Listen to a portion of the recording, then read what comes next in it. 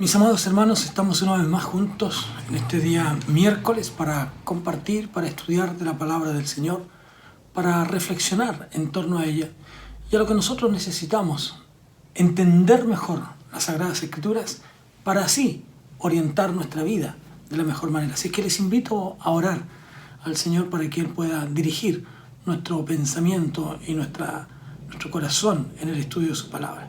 Señor, en el nombre de Jesús oramos en esta noche y te rogamos que la inspiración y la dirección de tu Espíritu Santo sea sobre nosotros. Que tú nos guíes, Señor, para que tu palabra pueda ser fresca como siempre en nuestra vida y que pueda producir la satisfacción de saber que es tu voz, es tu revelación hacia nosotros y para con nosotros. Gracias por esta palabra preciosa que escudriñaremos, que miraremos en esta hora, con el único objetivo y propósito de entenderla mejor para orientar nuestra vida a la luz de tu palabra. Gracias, Señor, en el nombre precioso de Jesús. Amén y amén.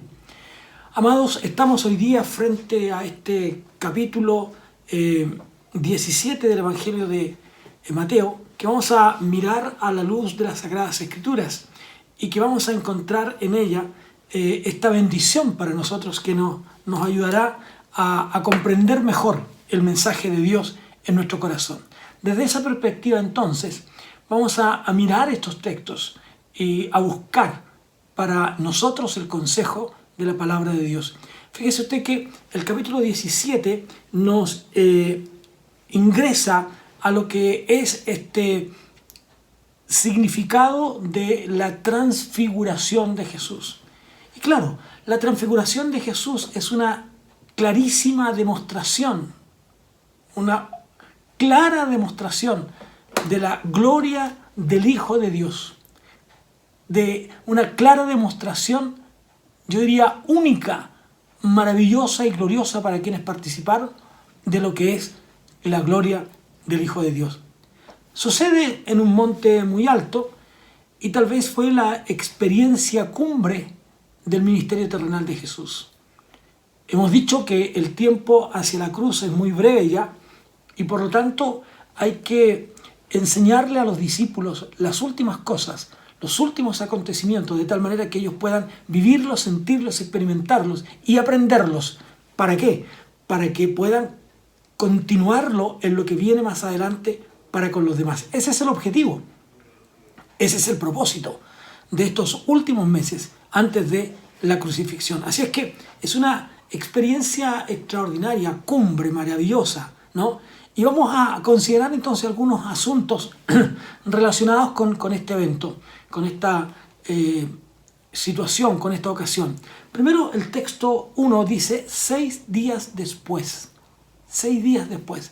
Fíjese que la transfiguración nos señala entonces que tuvo lugar aproximadamente una semana después de aquella confesión extraordinaria del apóstol Pedro, que, como bien dijo el Señor Jesús, no se la reveló carne ni sangre. Esa experiencia de la confesión de Pedro en Cesarea de Filipo, ¿no es cierto?, la encontramos aquí, en este pasaje de Mateo, y que también Marcos habla de la misma cantidad de tiempo. Sin embargo, Lucas agrega un poco más y dice que serían 8 días. Ahora, podríamos decir que, sin quererlo, Lucas estaría ocupando nuestro calendario, que al hablar de 8 días estaría hablando de una semana, ¿no? Por lo tanto, al decir como 8 días, ¿no es cierto?, está redondeando los días allí en torno a este evento que obviamente nos llama la atención y nos declara en estos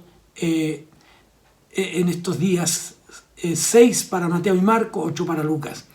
Este sería un tema que se concentra principalmente en lo que es la resurrección de Jesús, lo que tiene que ver con el sufrimiento del Señor, con el final trabajo de Jesús. El tema principal es el sufrimiento, ¿no es cierto?, que Él esperaba en Jerusalén. Y por lo tanto, eran días muy difíciles, eran días complejos y que los discípulos debían enfrentar. Y no iba a ser fácil para ellos, no iba a ser sencillo, porque implicaba la muerte de su maestro, la muerte de su Señor. Por lo tanto, estos días serían cruciales en la vida de los discípulos, entenderlos antes que vivirlos, entenderlos, porque era necesario para ellos comprender este hecho de lo que habría de acontecer. Ahora bien, dice el texto 1 que esto ocurre en un monte alto, dice el texto 17. 6 días después, Jesús tomó a Pedro, a Jacobo y a Juan y su hermano y los llevó aparte a un monte alto. Según algunos, y la tradición enseñaba que este lugar sería el monte Tabor, cercano a Galilea, pero es mucho más probable que haya sucedido en el monte Hermón, que quedaba más próximo a lo que era Cesarea de Filipo, que es donde había estado Jesús, en Cesarea de Filipo, ¿no es cierto?, que es donde Jesús había estado en aquella confesión de Pedro. Por lo tanto, es más probable, para muchos, es mucho más cercano la distancia entre el monte Hermón que el Tabor de esta experiencia. El monte Hermón, que queda cerca, como dije, de Cesarea de Filipo, está aproximadamente a unos 3.000 metros sobre el nivel del mar. Y aquí habría un lugar muy privado, muy especial, muy único para compartir estas enseñanzas con los discípulos. Varios de los comentaristas, de los teólogos, de los estudiosos de la Biblia, relacionan la transfiguración de Jesús con la experiencia de Moisés en el monte Sinaí.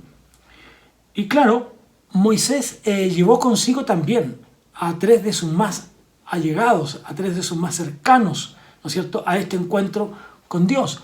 Y quiero que veamos el texto de Éxodo en el capítulo 24, que nos habla acerca de esto, en esta expedición, vamos a decir, ¿no es cierto?, que hace Moisés hacia el monte, ¿no?, y que nos señala lo siguiente. Dijo Jehová a Moisés: sube ante Jehová tú, Aarón, Nadab y Abiú, y 70 de los ancianos de Israel, y os inclinaréis desde lejos. ¿Se fijan? Esta cercanía de Jesús, algunos la asocian también con esta subida de Moisés al monte.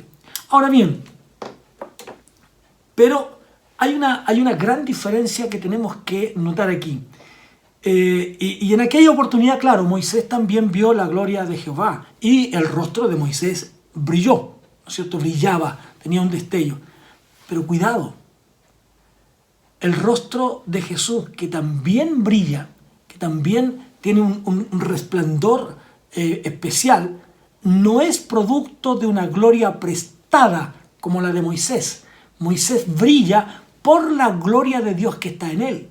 Jesús, este brillar es propio de él. Él es Dios y por lo tanto existe una gran diferencia entre uno y el otro. Así es que tenemos que tener cuidado. Si bien es cierto, Moisés, según Hebreos, ¿no es cierto?, en el Sinaí, oye la voz, también oye una voz desde el cielo, que le revela, que le entrega la ley de Dios. Eso ocurre. Y en este evento de Jesús también se oye una voz desde el cielo. Pero hay una diferencia, una diferencia diametral que tenemos que entender. Y esta diferencia está en que a Moisés Dios le habla para entregarle la ley, para decirle esto es lo que ellos tienen que hacer. En Jesús, lo que la voz desde el cielo hace es reconocer a Jesús como el Hijo de Dios. Hay una gran diferencia. Es decir, la imagen misma del Dios invisible, ¿no? Él es la imagen de Dios. Y fíjense ustedes que el texto bíblico, que lo miremos juntos, en el libro del apóstol Pablo a los Colosenses, nos habla muy claro de esto. Yo quiero que lo miremos un poquitito así rápidamente. Dice que Jesús es la imagen del Dios invisible. Dice, el texto 15 del capítulo 1 dice, Él, refiriéndose a Cristo, Él es la imagen del Dios invisible, el primogénito de toda creación, porque en Él fueron creadas todas las cosas, las que hay en los cielos y las que hay en la tierra, visibles e invisibles, sean tronos, sean dominios, sean principados, sean potestades. Todo fue creado por medio de Él y para Él. Y Él es antes de todas las cosas, y en Él todas las cosas subsisten. Todas las cosas. ¿Se fijan? Entonces, hay una gran diferencia en esto. Lo que Moisés recibe, ¿no es cierto? En aquel lugar, lo que Moisés recibe es simplemente una gloria, vamos a usar el término prestada, no es suya. Es Dios quien, al estar Él en la presencia de Dios, su rostro brilla, irradia. Y además de eso, hay una voz del cielo, ¿no es cierto?, que le habla, que le entrega estas leyes para que Él las dé al pueblo. En el caso de Jesús, que es totalmente diferente, ¿no es cierto?, la voz dice, este es mi Hijo amado, este es mi Hijo amado, y lo declara como el Hijo de Dios. Por lo tanto, y es la imagen del Dios invisible, ¿no? Él es. Ahora, Jesús invita a esta experiencia a estos 3 discípulos que son sus más íntimos. Generalmente eran 4, falta aquí Andrés, ¿no? Eran estos que constantemente estaban con Él, lo acompañaban en momentos especiales, la resurrección de la hija de Jairo, por ejemplo, estuvieron en la agonía de Jesús en Getsemaní, en fin, y incluso ellos mismos escriben, tanto Juan como Pedro, por ejemplo, estos dos, escriben más tarde, ¿no es cierto?, recuerdan esta experiencia, ¿no? Y ellos cuentan lo que ellos vivieron. Ahora, hay algunos elementos a considerar para tratar de entender por qué Jesús habrá escogido a estos 3 y no va con todos.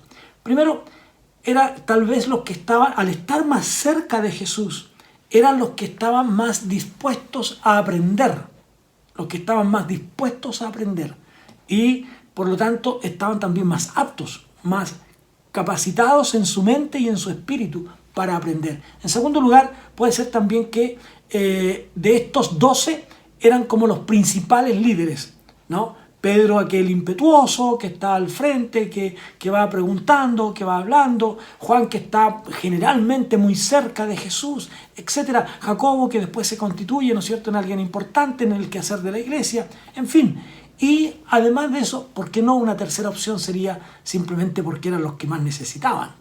Una de estas 3 opciones. Ahora, dice el texto 2 que fue transfigurado.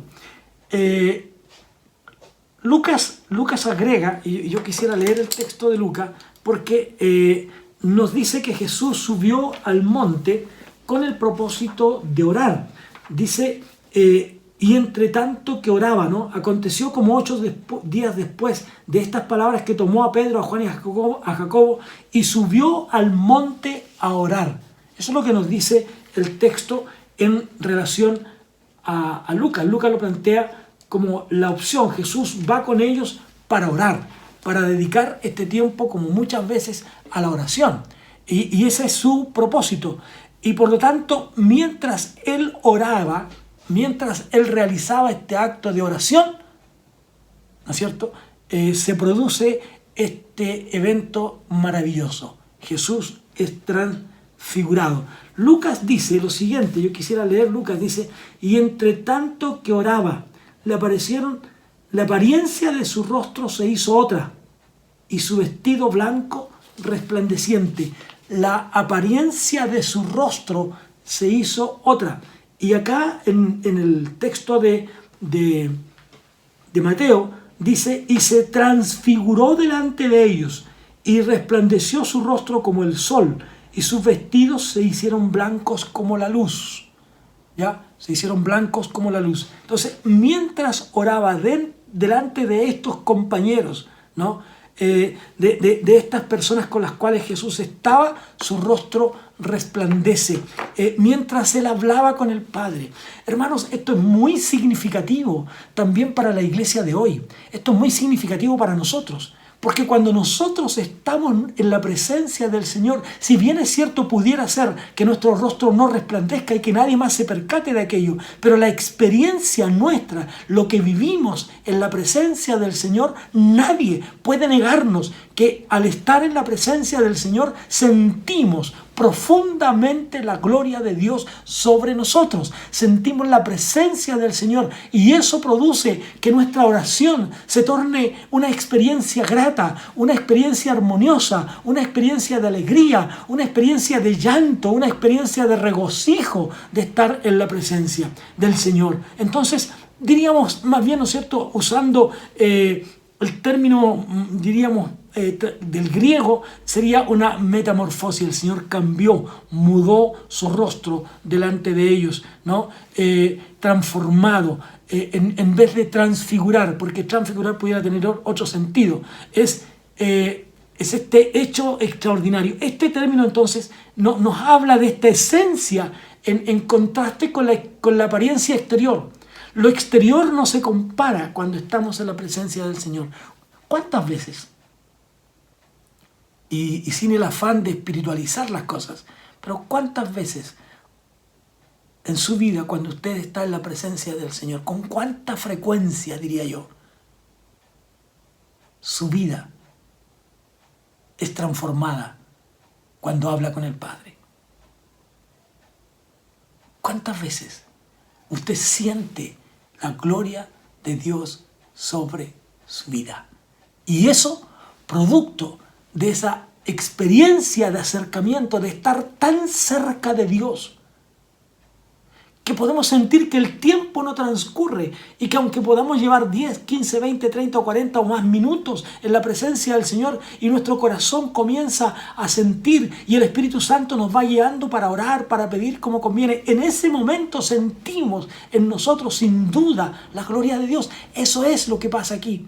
El Señor Jesús, al estar en oración, al estar en comunicación con el Padre, su rostro brilla, se transforma, se muestra un rostro resplandeciente como el sol, dice.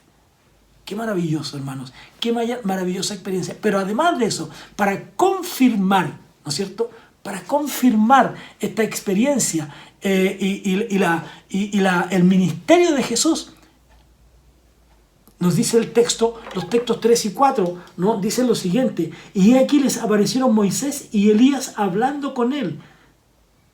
Aparecieron Moisés y Elías hablando con él. Qué interesante. Se completa este escenario con la aparición de estas dos figuras importantes. ¿Por qué importantes? Porque Moisés es el primer gran dador de la ley. Moisés es el legislador. Moisés es el que transmite la ley de Dios para ellos. Y Elías fue el primer gran profeta, este profeta que logra impactar al mundo, impactar a la sociedad de su tiempo. Este profeta que logra dejar en la mente de la gente huella importante. Por eso es que ellos estaban así. Entonces, cada uno sirve como un representante de este ministerio de Jesús. Y se unen, ¿no es cierto? Se unen estos dos grandes hombres de Dios y que la gente respetaba y que la gente honraba, ¿no es cierto?, para saludar, por decirlo de una manera, para estar allí frente a Jesús, aprobándolo, tal vez frente a los demás, no porque lo necesitara, sino que demostrando que Él era el Mesías, el que llevaría a su pueblo hasta la cruz primero, hasta la tumba después, pero a la resurrección para la vida eterna más tarde. Entonces, a pesar de eso, esta aparición sirve entonces para enfrentar este momento y ellos reconociendo a Jesús como superior a ellos, como superior a ellos. Entonces, la aparición de Moisés y de Elías nos permite entender que esto sirve para fortalecer el ministerio de Jesús, para animarlo a lo mejor, ¿por qué no?, y enfrentar la cruz. ¿no? Lucas, por eso que es importante lo que Lucas nos dice. Lucas nos habla de lo que ellos pudieron dialogar y dice: y he aquí 2 varones que hablaban con él, los cuales eran Moisés y Elías, quienes aparecieron rodeados de gloria y hablaban de su partida que Jesús iba a cumplir en Jerusalén. Fíjese, hablaban con Jesús, ¿no?, de su partida.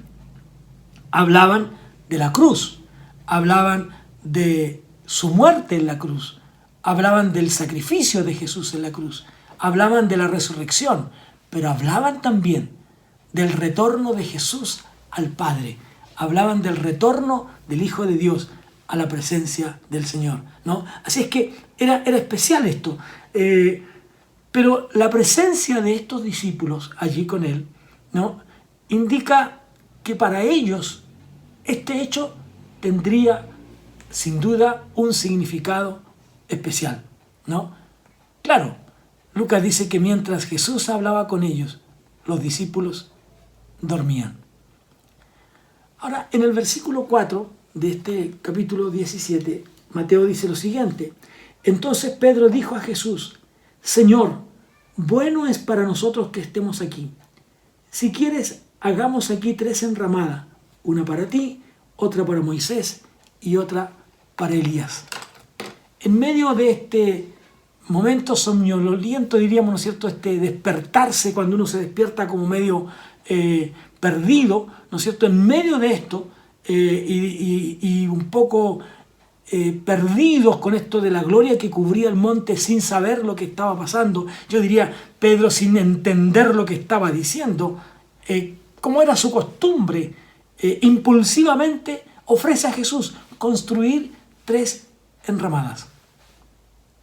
3 enramadas. Una para Jesús y otra para sus 2 visitantes. Pero aquí Pedro comete un gran error. Y el error está en que coloca a Moisés y a Elías al mismo nivel, al mismo plano de Jesús. Hagamos 3 enramadas. Una para ti, ¿no?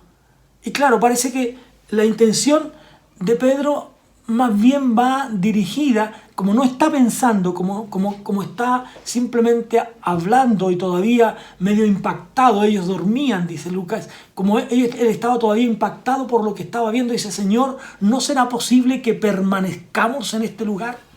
¿Que nos quedemos aquí? ¿No? Entonces, no solo está el deseo de colocar a Jesús a la altura de estos grandes personajes, pero que eran simples criaturas, ¿no?, colocarlo allí, sino que además de eso, quedarse en ese lugar un tiempo indefinido. Estaba tan extasiado, tan maravillado con lo que está viendo, que le parece a él que quedarse allí era lo más importante. Sin embargo, para Jesús habían otros planes. Para Jesús habían otras cosas que eran todavía más importantes, ¿no?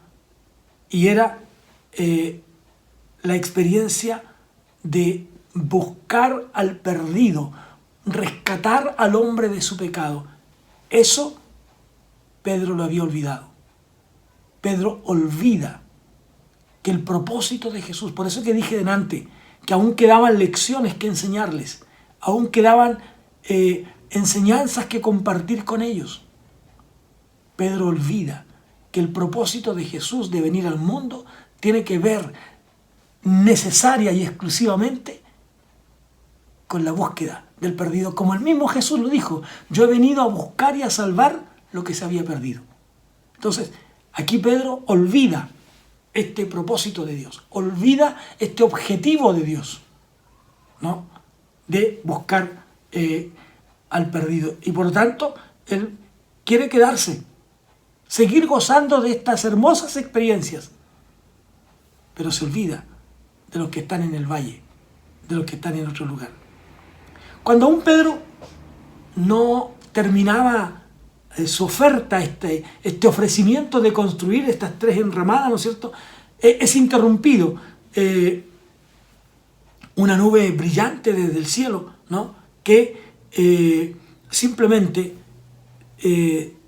le habla, él recibe la voz. Una voz dice que decía simplemente, fíjese que en el monte con Pedro, con Moisés y con Elías, si bien es cierto, hubo una aprobación implícita de Jesús como el Mesías, pero la voz desde el cielo es absolutamente explícita. Este es mi Hijo amado. Este es, ¿no? Entonces, fue las mismas palabras. Estas son las mismas palabras pronunciadas durante el bautismo de Jesús. Este es mi Hijo amado en quien tengo complacencia. A Él oíd, ¿no? Entonces, el Padre lo aprueba, por decirlo de una manera, en su ministerio público, y otra vez, en este evento, en este momento, aprueba cuando todavía faltaban poquísimos meses, como dije, para su muerte. Este es mi Hijo. Ahora, el propósito principal, diríamos, de esta voz que viene desde el cielo, tiene que ver con los discípulos. Ellos habían reconocido que Jesús era el Mesías, el Hijo del Dios viviente, como dijo Pedro en su declaración en el capítulo 16, el texto 16, pero no como el siervo sufriente. Si había algo que a ellos les costaba aceptar, era que su Maestro, era que su Señor fuera a la cruz. Ellos podían aceptar que era el Mesías. Tú eres el Cristo, el Hijo del Dios viviente. Tú eres el que ha venido desde el cielo para liberar a tu pueblo. Eso es así. Pero todavía les costaba asimilar la profecía de Isaías, capítulo 53, cuando nos habla acerca de eso. Incluso Pedro intentó prohibir que Jesús fuera a la cruz, ¿no? Y el Señor le dice, vete de mí, Satanás. Tenían que aprender de una vez, tal vez de una manera dramática, pero tenían que aprender que Jesús estaba en el preciso lugar, en el centro de la voluntad del Padre. Hágase tu voluntad, no como yo quiero, sino como tú quieres. Eso aún los discípulos no lo habían entendido. Y era tiempo que ellos lo aprendieran. Tenían que aprenderlo. Entonces, no solo el Padre lo reconoce como su Hijo amado, sino que manda a los discípulos que le oigan. Fíjense lo que dice el texto 5. Mientras él aún hablaba, una nube los cubrió, y aquí una voz desde la nube que decía, este es mi Hijo amado en quien tengo complacencia, a él oíd. Óiganlo, escúchenlo a él, ¿no? Entonces, tanto Pedro como los otros estaban, claro, dispuestos a instruir a Jesús en cuanto a la cruz, que a ser instruidos. Podrían aceptar algunas cosas, pero ellos no querían aceptar, repito, no querían aceptar todavía el hecho de que Jesús tenía que ir a la cruz, que Jesús debía sufrir por ellos y por nosotros. A él oíd. Este es un imperativo, este es un verbo imperativo. A él oíd, ¿no es cierto? Es que indica una acción continua y que se insiste. A él óiganlo, ¿no? Un teólogo alemán dijo en una oportunidad que el primer deber del amor es escuchar con atención. El primer deber del amor es escuchar con temor, ¿no? Así dijo el teólogo alemán Paul Tillich. El primer deber del amor es escuchar con atención. Entonces, si llevamos esto al contexto de Jesús, diríamos, a esta experiencia de los discípulos con Jesús, diríamos entonces que ellos tenían que oír con atención. Oír con atención lo que Jesús estaba enseñando y lo que les iba a decir todavía aún más acerca de la cruz. tanto a su propia cruz y a lo que ellos iban a vivir también como hijos de Él. Si alguno quiere venir en pos de mí, niéguese a sí mismo, tome su cruz, viva su experiencia, ¿no? Viva su propia experiencia, tome su cruz y sígame. Si alguno quiere venir en pos de mí. Entonces, esta experiencia para los discípulos es una experiencia realmente extraordinaria. Es la experiencia para ellos más impactante de sus vidas, ¿no? Una experiencia que llega a lo más profundo de su ser. Ahora bien, Jesús, es cierto, mirando este momento, sube para orar con sus discípulos y allí se transfigura. Y podemos entender que la voluntad de Dios es que también los seguidores de Jesús podamos imitar esa disposición a hacer la voluntad de Dios. Algunos han pasado mucho tiempo a solas con Dios. Y en esa búsqueda de Dios nos han dejado algunas frases. Por ejemplo, John Knox dijo lo siguiente, un gran predicador: Señor, dame Escocia para ti o me muero. ¿Cuál es su propósito en la vida? ¿Cuál es su propósito cristiano en la obra del Señor? Knox dice, Señor, dame Escocia o me muero. Dame Escocia para ti. Señor, quiero conquistar Escocia, pero no como un caudillo, quiero conquistarla para ti. Dame Escocia para ti. Francisco de Asís, por ejemplo, dijo lo siguiente, Señor, quiero ser instrumento de tu paz. Quiero ser instrumento de tu paz. Otro de estos grandes filósofos y teólogos, Thomas Kempis, dijo, Dios mío, llévame donde tú deseas y haz conmigo lo que desees. Llévame donde tú desees y haz conmigo lo que tú desees. ¿Cuál es su oración? Señor, sácame de esta trinchera de horror y de muerte, y te serviré toda la vida. Entonces, ¿cuál es su oración? Esa es la oración de John Knox. Claro, usted no va a orar pidiendo Escocia, pero puede orar pidiendo su barrio. Puede orar pidiendo sus compañeros de trabajo. Señor, dame mis compañeros de trabajo para ti o me muero. Qué tremenda oración. Qué compromiso al orar. Qué tremenda disposición a estar dispuesto a orar. Un hombre incapacitado dijo lo siguiente, Señor, te pedí fuerzas para tener logros en la vida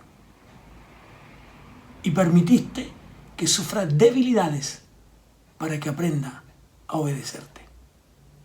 Fíjese, te pedí logros en la vida y permitiste que sufra debilidades para que aprenda a obedecerte. La Biblia dice que cuando somos débiles es que somos fuertes.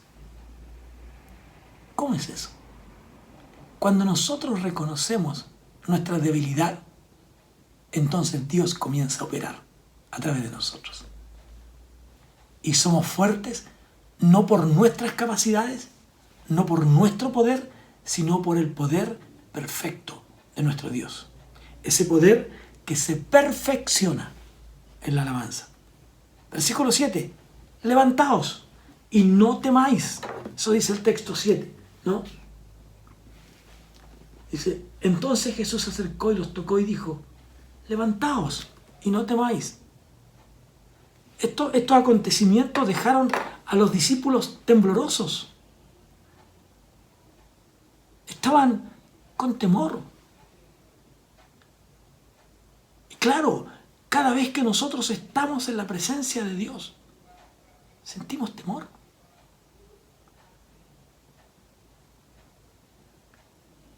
Muchas veces algunos piensan y dicen, bueno, cuando ya una persona, un pastor, un hermano, están acostumbrados a constantemente estar tras el púlpito, ya no sienten temor.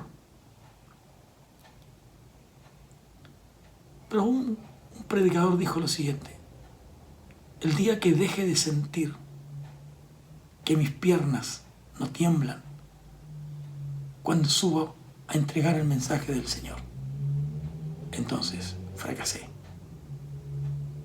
Porque, hermanos míos, cada vez que nos paramos tras el púlpito para entregar el mensaje del Señor, lo que estamos haciendo es ser la voz de Dios para el pueblo.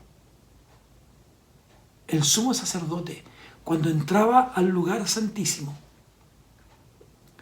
para pedir a Dios perdón por sus pecados, perdón por los sacerdotes y por el pueblo, él temblaba. Porque estaba en la presencia de Dios mismo.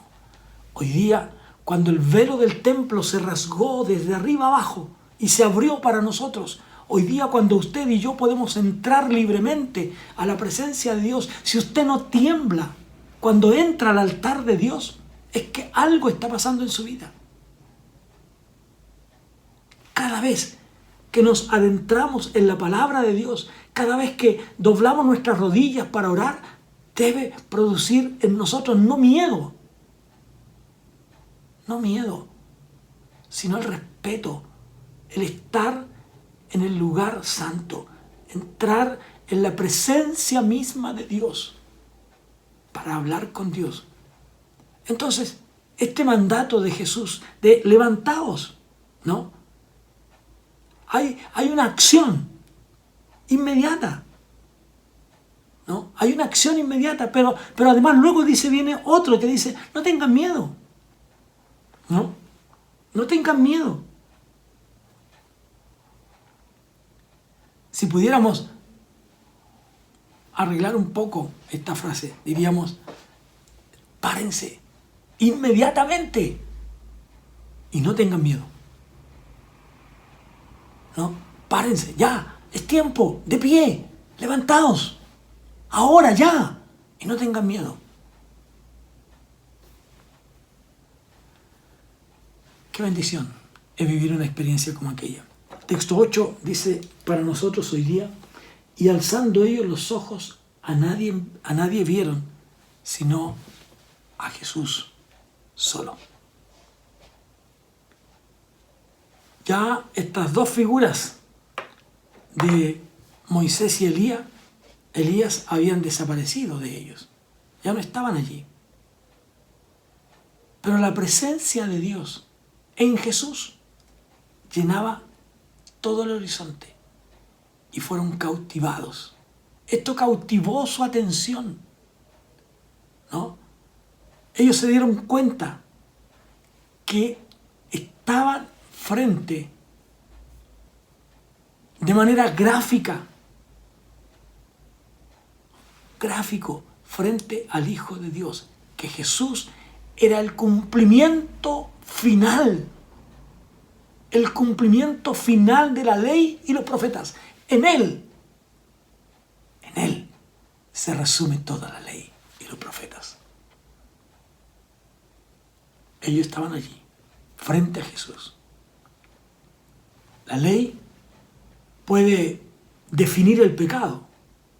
La ley puede definir a los hombres y declararlos pecadores. Y eso es lo que hay la ley. La ley dice esto es pecado y quien infringe esto es causante de muerte. Eso es lo que hace la ley. La ley no hace otra cosa. Sin embargo, la profecía podría anunciar aquel día futuro cuando Dios haría un nuevo pacto con su pueblo. Un pacto por medio del cual los hombres podrían recibir el perdón de sus pecados, pero solo por medio de la sangre de Jesús derramada en la cruz del Calvario, el hombre podría alcanzar la gracia de Dios. Entonces, la ley declara cuál es el concepto de ella misma, ¿no? La ley define el pecado, declara lo que es pecado, pero también declara a los hombres pecadores.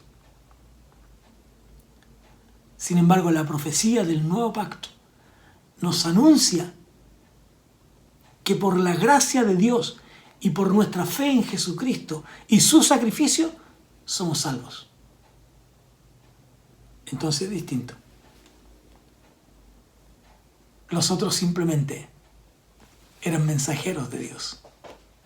Uno hablando acerca de la ley, el otro acerca de los profetas. Unos y otros eran necesarios, pero Jesús era el mismo Hijo de Dios. Y por lo tanto, si pensamos que Pedro no hizo lo correcto y cayó, podríamos incluso decir, en pecado al colocar a Jesús a la altura de estos dos personajes, colocar a Jesús de aquella manera simplemente corresponde que ellos caigan de rodillas y adoren al que vive. ¡Qué maravilloso! Eso dice el texto que nosotros tenemos aquí para nosotros, ¿no? Entonces, Jesús se acercó, levantaos y no temáis, y alzando ellos los ojos, a nadie vieron, sino solo a Jesús. Cuando descendieron del monte, dice el texto 9, Jesús les mandó diciendo: no digáis a nadie la visión hasta que el Hijo del Hombre resucite de los muertos. Por lo menos 3 motivos podrían haber para esta provisión. La primera es que es muy probable que los discípulos todavía conservaban dentro de ellos algunos prejuicios y por lo tanto no estarían preparados para entender esta visión, aún habiendo tenido la confesión anterior. Si ellos compartían esta visión sin entender a cabalidad el significado de la misma, entonces podrían haber una hostilidad innecesaria de parte de todos los líderes religiosos hacia Jesús.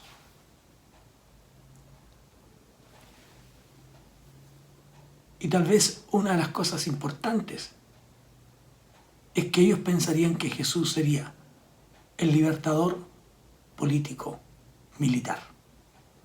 Un libertador político que los libraría del yugo romano. Ahora, en el texto 10, si nosotros miramos el versículo 10, dice: entonces sus discípulos le preguntaron diciendo: ¿por qué pues dicen los escribas que es necesario que Elías venga primero? Hacía ya algún tiempo que Jesús había identificado a Juan el Bautista como el Elías, como el precursor del Mesías. ¿Se fija? Como el precursor del Mesías. Aquel que vendría para preparar el camino del Señor. Tal vez si juntáramos lo del versículo 10 con el 11, nos damos cuenta entonces que la pregunta podría ser, ¿no? ¿Restaurarás también todas las cosas? Versículo 10, voy a leerlos.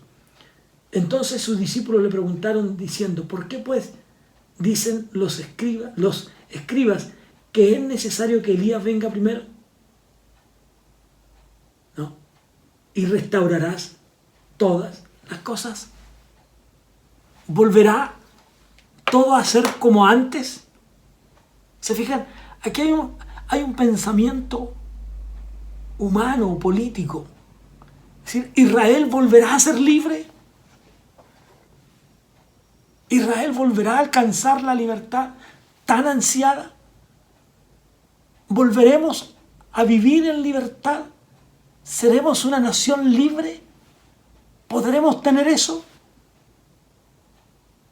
¿Restaurarás todas las cosas? ¿Volverán a ser como antes? Esa es la gran pregunta.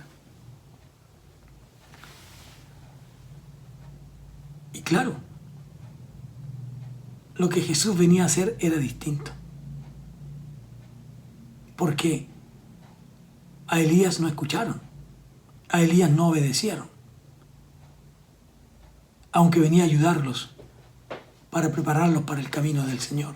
Pero aquí lo que encontramos es que el único que tiene la capacidad de restaurar el reinado de Dios es en el mundo, es el mismo Señor.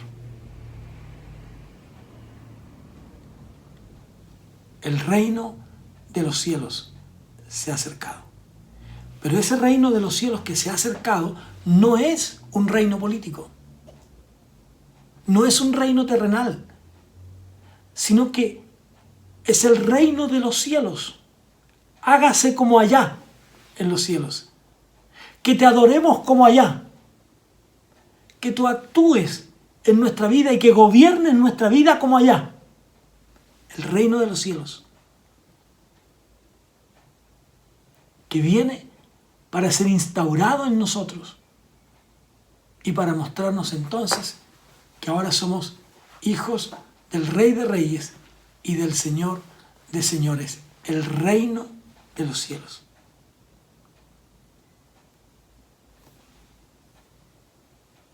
Entonces, algunos sugieren que la pregunta debiera haber sido: ¿Elías viene y restaurará todas las cosas?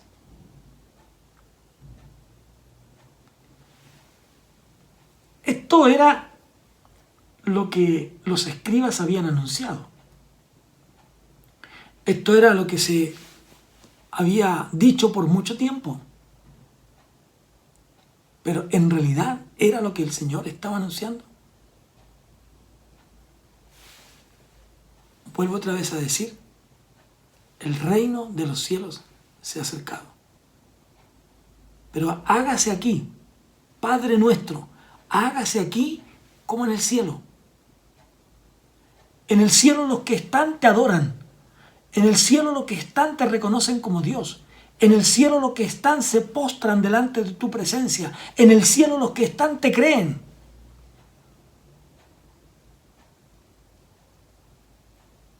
Al estar nosotros insertos en el reino de Dios, que se haga aquí como se hace allá. Esa es la solución a ese hecho. Y luego entonces encontramos de los textos siguientes, 14 hasta el 23, que es sanado un muchacho que es lunático. Una multitud, dice el texto, ¿no? Este término lunático, que aparece un par de veces en el Nuevo Testamento, si uno lo interpretara literalmente, significa afectado por la luna. Y esto venía, este sentir de afectado por la luna, cuando dice lunático, ¿no es cierto? Afectado por la luna, es cuando se considera que las personas con problemas mentales o de trastornos mentales, esto ocurría en aquellas personas porque habían dormido a la luz de la luna. Y ese hecho producía en ellos este trastorno. Sin embargo, Jesús reprende al demonio y el demonio sale de él. Eso es lo que nos dice el texto, ¿no? Dice, Señor, cuando llegaron al gentío, vino a él un hombre que se arrodilló delante de él y dice: Señor, ten misericordia de mi hijo que es lunático y padece muchísimo, porque muchas veces cae en el fuego y muchas en el agua. Yo le he traído a tus discípulos, pero no le han podido sanar. Respondiendo Jesús dijo: oh generación de incrédula y perversa, ¿hasta cuándo he de estar con vosotros? ¿Hasta cuándo os he de soportar? Y reprendió Jesús al demonio, el cual salió del muchacho, y éste quedó sano en aquella hora. Es decir, este muchacho no estaba afectado por la luna, ni porque haya dormido a la luz de la luna. Simplemente estaba endemoniado.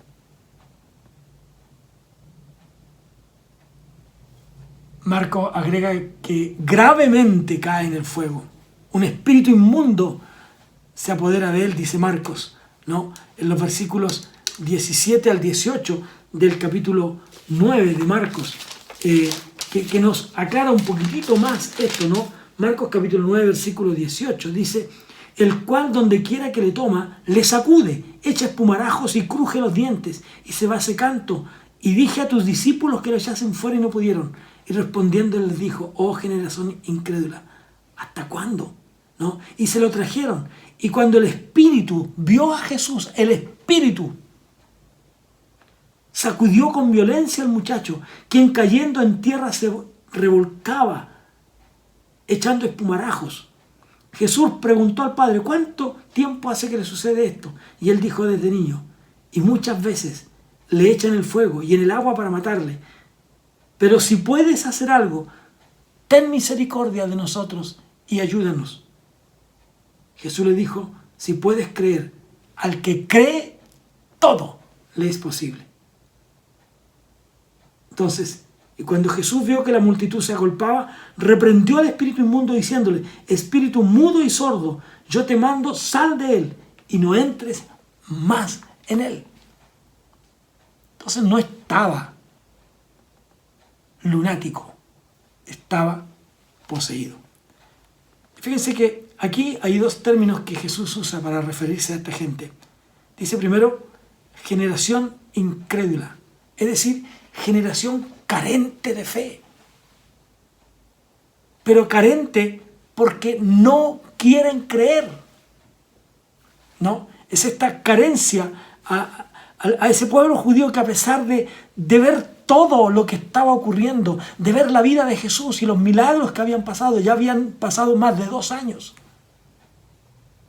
Sin embargo, ellos habían decidido no creer. Y en segundo lugar, dice generación perversa. Es decir, generación desviada de su camino. Estos desviaron el camino. Cuando alguien decimos, este es un perverso, este perdió su objetivo de vida. Jesús dice, esta es una generación perversa. ¿Hasta cuándo voy a soportarlo? Reprendió al demonio y este salió de él. Los discípulos preguntan: Señor, ¿y nosotros por qué no pudimos? Simplemente por falta de fe. Solo una causa: su poca fe. El Padre simplemente dice: creo, ayuda a mi incredulidad. Lo que faltaba era que los discípulos reconocieran su falta de fe y dejaran a Dios actuar. Muchas veces nosotros haremos exactamente lo mismo. Exactamente lo mismo. Mis amados, vamos a concluir nuestro estudio de hoy. Lo dejaremos en este punto para continuar la próxima semana.